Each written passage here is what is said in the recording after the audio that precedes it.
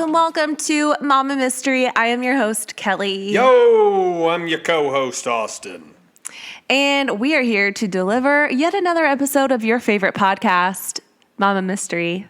Where we're going to put the mystery in the mama. And the mama in the mystery. That doesn't make any sense. That actually makes it sound like a sex and not knowing who the kid is or something. Anyway, so we have... Inappropriate, Austin, and honestly not productive to the podcast. Not even a little bit. So anyway, we have some new Patreons to thank. So Veronica Gonzalez. Veronica. Fran Blackburn. Franny. Megan Robinson. Maggie. And Rachel Riley. Rachel Riley. Thanks, everybody. Thank you guys so much. Rachel Riley knows you very well. She thinks you're as cute as I do. What's that? Yeah. Okay, cool. Thank you, Rachel. Put me on the spot. Yeah, I did. I didn't even warn you. I was going to do that. Nope. So anyway, today we've got a pretty crazy story for you. I don't know if you're ready for this, but born ready. We're going to dive right in. Dive in. So today's case was recommended by Sarah Dimitrov. I always second guess the way I pronounce names. So Sarah, I'm really sorry if I butchered that. Dimitrov, I think is what it looks like. Dimitrov. Yeah. Don't know her, but that's how I'd say it. Okay. And if I'd say it like that, it's probably right. Right. So anyway, if you have a case that you want to recommend, just message me on Instagram at mama.mystery. I have a list of recommendations that I'm going through, and I appreciate all of your suggestions. I literally have a note on my phone, and it's like, I can scroll through it with all the suggestions, and I love it. It makes it so much easier for me to choose cases. So without further ado, today's case is about Christine Paolilla. So Christine was born on March 31st of 1986 in Long Island, New York, to mother Lori, a stay-at-home mom, and her father, Charles, who worked in construction. And she had one older brother. When Christine was only 2 years old, her dad, who happened to be addicted to heroin, was tragically killed while he was at work. Apparently, while he was at work, this huge pile of bricks fell on top of him. He was working in like a high-rise or something. That's pretty tragic. Yeah. He did have a life insurance policy, but it named Christine as the beneficiary, and she wasn't able to touch it until she was 18. So shortly after this accident, Christine's mom was really struggling. She didn't have a job or any income. She had just lost her husband and father to her kids. She had a really difficult time coping and began abusing drugs and alcohol, which eventually led to her losing custody of her kids to her parents. So when Christine was in kindergarten, she's living with her grandparents, and she's diagnosed with alopecia, which is a condition that results in hair loss. And in Christine's case, it caused her to lose all of her hair, her eyebrows, and even her eyelashes. So I know. So she was forced to wear wigs, but in the early 90s, wigs were not like they are today. Today, there have been so many advancements in the quality of hair extensions and wigs that some are really indistinguishable from a person's actual hair. And some are made with real hair, but I'm just saying like the lace front wigs and everything, some people are able to like pull these wigs off, and I would never know it was a wig. But back then in the 90s, real hair wigs were and still are incredibly expensive. And Christine wore wigs that more resembled like a wig that you would wear on Halloween. I was going to say Halloween costume, yeah. Yeah. So they were more like costume wigs, even if they were a natural color. But this drew a lot of attention towards Christine, and kids were just brutal towards her. They would make fun of her for not having hair, for having super thick glasses, because she also had really poor eyesight. Some kids would even snatch her wig off her head and run off. So sad. Makes you want to just freaking whoop a Yeah. If I ever heard that my kid did that, I'd beat his ass. I'd beat his ass. I would. That is not okay. To just be a jerk for no reason. But needless to say, this took a huge toll on her self-esteem. So eventually, with help, Christine's mom overcame her addiction. She became sober, so she was able to get her kids back, and she even remarried. And so she moved her family to a suburb of Houston called Clear Lake City, Texas. So this area was near NASA's Johnson Space Center, Boeing, Lockheed Martin, all of these like big companies. It was like home to their headquarters. So it was home to a lot of really wealthy engineers, and it's a beautiful, affluent area. So at this point, Christine is 14, and her life is finally a little less chaotic because she's not being shuffled around between family members. She's got a solid home in a nice area. She's going to Clear Lake City High School, but she's still a little bit of an outcast. She doesn't really have any friends. She doesn't know how to do her hair and her makeup. And in fact, some of her makeup, like she just really was so bad at it that it almost looked clownish. She really just genuinely had no idea what she was doing. So anyway, with all of this, she became really lonely, and she started to turn to recreational drugs to cope with her loneliness. But then she meets a boy named Chris Snyder. So Chris Snyder was 15, and soon after meeting, they became inseparable. But Christine's parents really did not care for Chris. She's her grandparents, right? No, she's living with her mom now. Her mom and her stepdad. Oh, okay. Yeah, did you space out when I was... Man, I must have. Oh My my bad, God, guys. I Austin. want to take a second to apologize to everybody, and let's continue. So anyway, she's going to Clear Lake City High School. Okay, did you catch that part? Mm-hmm. She is kind of doing some drugs. She meets a boy named Chris Snyder. Okay. I got all of it except the part where she's living with her parents. Yeah. Her mom and stepdad. Mm-hmm. Okay, anyway, her parents really didn't care for Chris. He was very pushy, aggressive, controlling. He also was into hard drugs like ecstasy and cocaine. But for Christine, this was the first time she was getting male attention because growing up, boys did nothing but make fun of her. Her dad was killed when she was little, so she never really had like a father figure growing up or like a male figure in her life at all. Yeah, like someone to show her good, positive male attention. So anyway, it kind of seems like this is just a classic case of a girl with a void from a missing father who's desperate to fill that void, and often that desperation can just be blinding.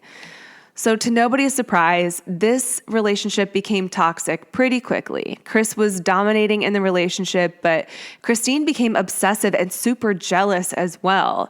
She would call him 15 to 20 times a day, show up at his house, pounding on the doors and the windows, causing a huge scene. She would even sleep on their front lawn and threaten to kill his family, including his sister, until he would finally let her in. So Chris's sister, Brandy, described Christine as a cancer to the family. And I mean, I can't disagree. Sounds like it was a pretty toxic situation. So one night they reached a whole new level of crazy when Christine was screaming at Chris, and then she just suddenly stopped, stared him down, and licked his face from the chin all the way up to the top of his face. And then she spit on the ground and walked away. Where'd you get this information? The internet. That sounds like bullshit. It's not. It's a story that Brandy, his sister, said in an article. I cite my sources. I know you do, but I'm just saying that sounds like bullshit. I mean, it sounds like crazy. Kelly made that part up. I did not, guys. Kidding. I did not. It was in an article, and I cite it in my thing. So she's screaming at him, licks him from the chin, and then she just licks his face, spits on the ground, and bounces. I don't know. I don't know why. Can I tell the listeners? Yeah. Kelly did that to me one time. Oh my God. Austin, no, I never did. I'm just kidding. That just sounds like a BS story. It does. I get it, because I try to make sense of it, and I can't. I simply cannot. All so right, continue, Kelly. No more BSing. Okay. So then in 1999, Chris was arrested after he was caught stealing to support his drug habit. So Christine was left all alone again. That is until she's befriended by two of the more popular girls in school, Tiffany Rowell and Rachel Colarudis. So Tiffany and Rachel were a year older than Christine, and they felt really bad for her. So they took her under their wing, gave her a makeover. They taught her how to dress, how to put on makeup. They took her shopping. It's very reminiscent of Clueless. Have you seen that movie? I don't believe so. Oh, you're missing out. In this movie, Cher and Dion take Ty, the lonely new student who also happens to have a Brooklyn accent. They give her this makeover. They teach her how to interact socially and gain confidence. And so anyway, but with Christine, they took her wig shopping to buy like more natural looking wigs. They became so close that Christine eventually trusted them to actually take her wig off in front of them, which was not something she ever did. So by 2003, Christine had undergone such a radical change that she went from this lonely girl, kind of an ugly duckling, to this like swan that got voted Miss Irresistible by her school student body. Wow. Yeah. I wasn't seeing that coming. Talk about a glow up. 180. Mm-hmm. The blow up. Yeah. So that same year, Rachel and Tiffany graduated from Clear Lake High School, leaving Christine behind. Christine gave Rachel a school picture of herself with a note on the back that read, "Damn, we've had some crazy memories. I love you," and all the other little sentiments that you write on your school yearbook picture. Everybody writes in yearbooks? Hags. Have a great summer. Hags. Call me, Austin. That's what I would have written in your yearbook. Hags. Have a great summer. Love, hearts, Kelly. Also, here's my number. And then I would wait patiently by the phone all summer until you called me. Until you found out my number and then called me 27 times a day and slept on my front lawn. And then licked your face. Wow, yikes. Anyway, back to the story. So Rachel kept this picture in her wallet.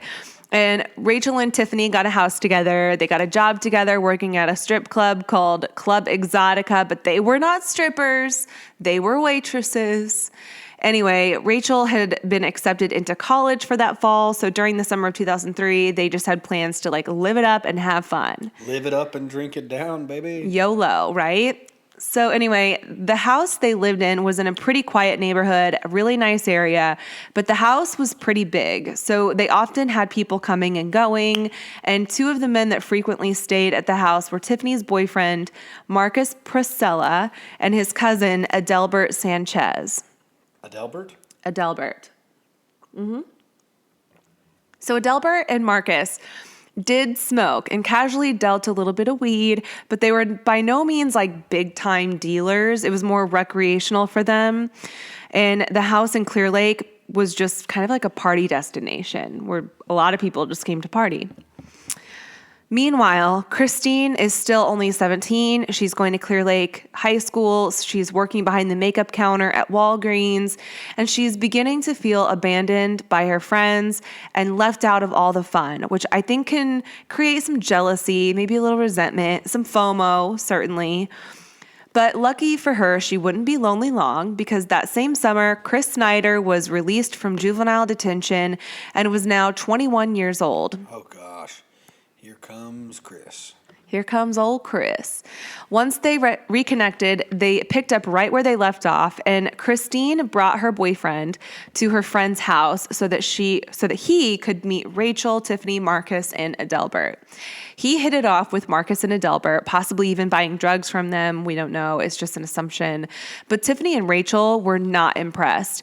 They thought he was a loser, that she could do so much better. And this devastated Christine because she really only cared about Rachel and Tiffany's opinions and only sought their approval. She never even cared if her parents liked Chris or not. She just cared if Tiffany and Rachel did. But then on July 18th of 2003, Houston police discovered the bodies of 4 teenagers inside Tiffany and Rachel's home. And the bodies were those of Marcus, Adelbert, Tiffany, and Rachel. Whoa.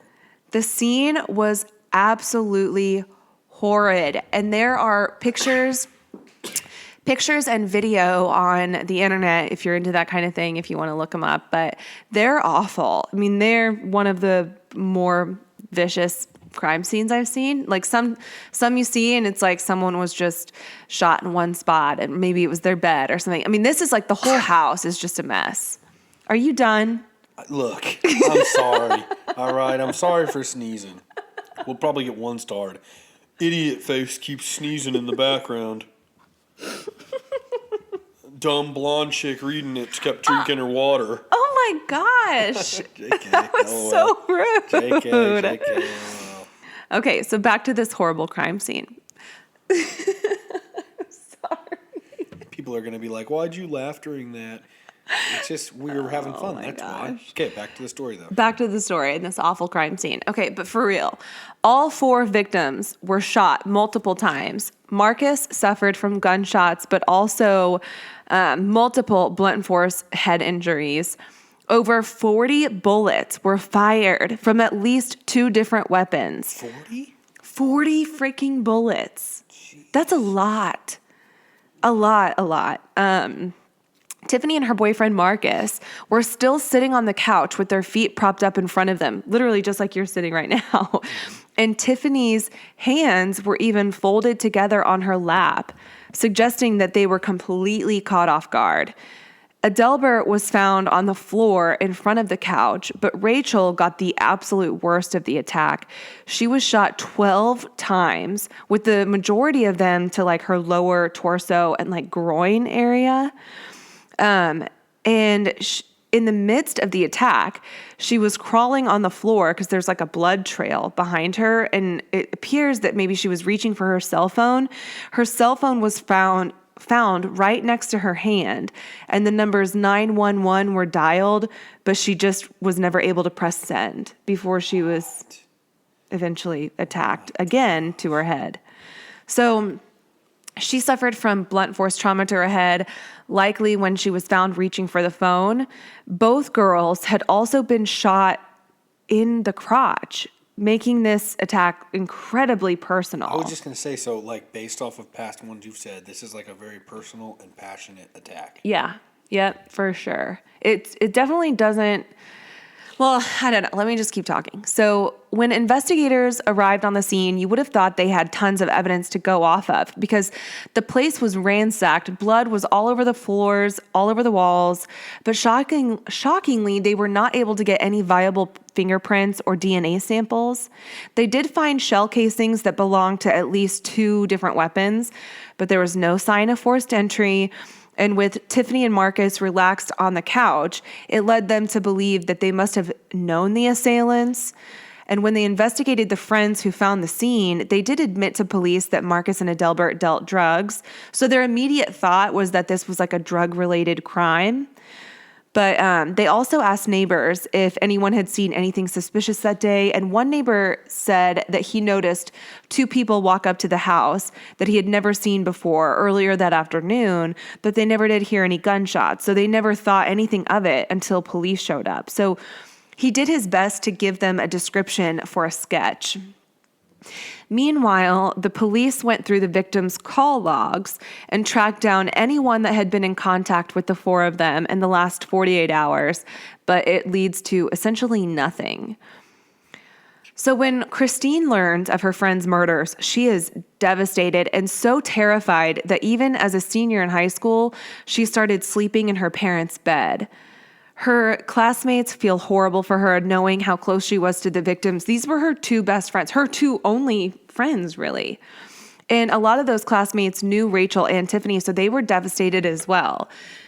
They remembered the girls as being so sweet and compassionate, just good girls, and the whole community was just stunned. This sort of thing did not happen there. I feel like I say that in every case, but that's what makes these so shocking sometimes, is just the depravity of the crime, and also just the fact that like things don't happen in places like this.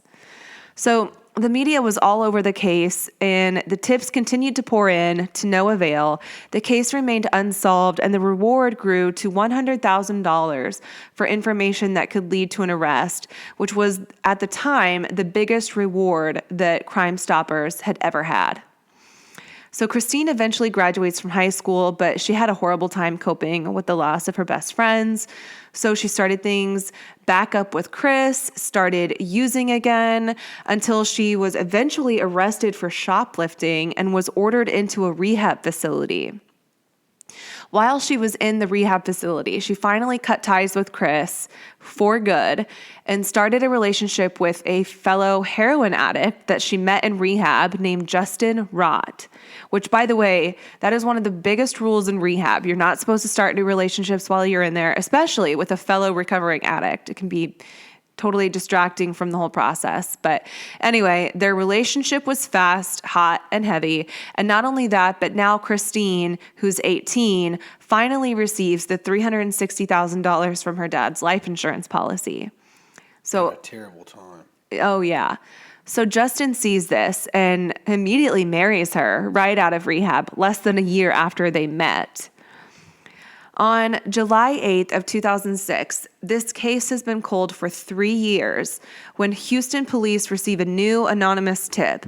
And this anonymous caller met Christine while they were in rehab and said that Christine had been bragging about killing Rachel while she tried to dial 911, and that her and her boyfriend Chris killed 3 other people as well. This information was not known to the public. It was information that only the police and the killer could have known. So it was clear that this person was telling the truth. And just FYI, so you know, because Austin, like if you're listening, you know he doesn't really know much about true crime. But that's a lot of the reason why they withhold information from the public. So, for example, the Delphi murders. I know from other ones. Yeah. It's one of those where we have not much to go off of, but we know they have so much more information, and they're just waiting on someone to come forward with information that corroborates that so they can have a lead and discover, who did it. It can be frustrating as someone who really has no ties to the case to just want more information, but they have to play it safe. Right. So in this case, it worked out, obviously, because this person calls and is like, I have info that obviously only she knew. So the police take photos of Christine and Chris to the eyewitness neighbor who saw 2 young people walking towards the house that day. And they This is like years later, though. 3 years later. And they confirm both Christine and Chris. And not only that, but remember when they had gone through the last 48 hours of phone calls on the victims' phones? Mm-hmm. If they had just gone back 24 more hours, they would have seen that Christine was in contact with Rachel and Tiffany that day. And had they known that, maybe they could have solved this sooner. But I guess it's just kind of protocol to only go back 48 hours.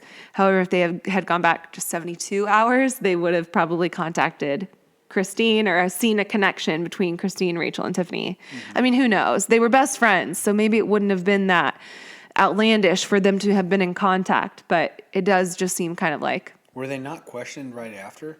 Christine was not, no. And Chris wasn't either? No. I don't even think that they knew Chris was... Literally, like... ever introduced to them. The first thing I was thinking when you said it was Christine. Yeah, but I don't think anybody, put those pieces together. I'm a freaking guy on a couch listening to the podcast that I've never even into crime, and it's the first people I thought. Yeah, and I get so that, but... how did nobody else, say, hey... let's look at those people. Yeah. Well, I think because Christine was their best friends, so any mutual friends would have never assumed it was Christine because they were best friends. Yeah, but we freaking have done 43 episodes where it's like the person next to him half the time. So right, but I don't think anyone else also knew that Chris had been introduced to them at that point. So they probably didn't even know that they had met Chris. So I mean, I don't know. Of a case, I don't know. I get it. I get that it's kind of just it was the first people I thought. I'm waiting for Well, of course, but I'm telling the story. I mean, think about it in real time as it was going on.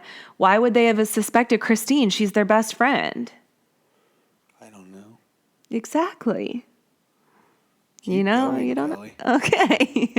So you don't have to cuss me out. So July 19th, they track Christine down to a La Quinta Inn where her and her husband, Justin Rott, had been staying in for 7 months. During those 7 months of living in this hotel room, they never allowed housekeeping to come into the room. So when police arrived, what they found in the room was appalling. The room smelled like death. And inside the room, they found almost 100 needles on a countertop with residue of heroin in them. The room had random spots. There's pictures of the room, too, on on the internet. The room had random spots of blood just like scattered throughout the room, vomit in various places, trash, and remnants from a diet that consisted of mostly soda, Cheez-Its, and Reese's peanut butter cups.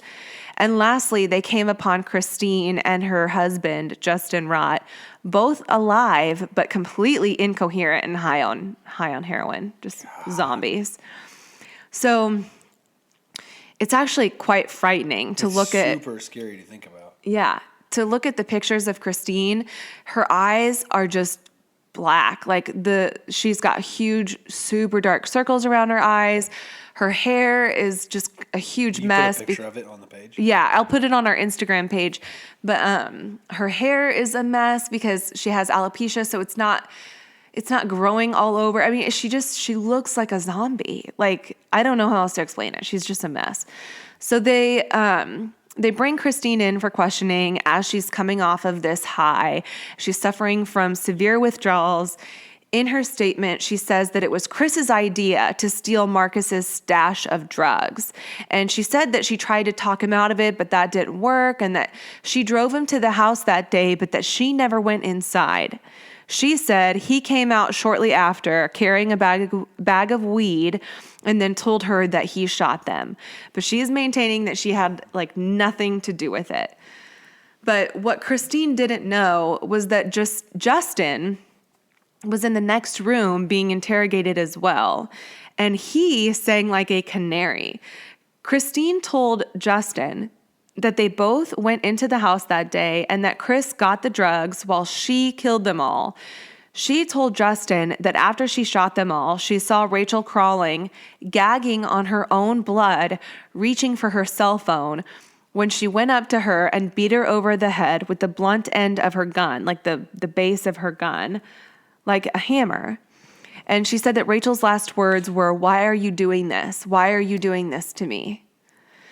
So police confront Christine. It's like such a sick scene to picture. Yeah, these are your friends. And the fact that the phone was right there in her hand, she had dialed 911. This is like almost too much to listen to. Yeah, I'm just it's saying, this super is a hard sad. one. Yeah, I mean, they did nothing to deserve this at all. Nothing. And they took her under her belt. Yeah. Like they took her under their wing and helped her. Yes. That's what really like stunned me about it, was just like, how can you betray somebody that helped you? I don't know. Right.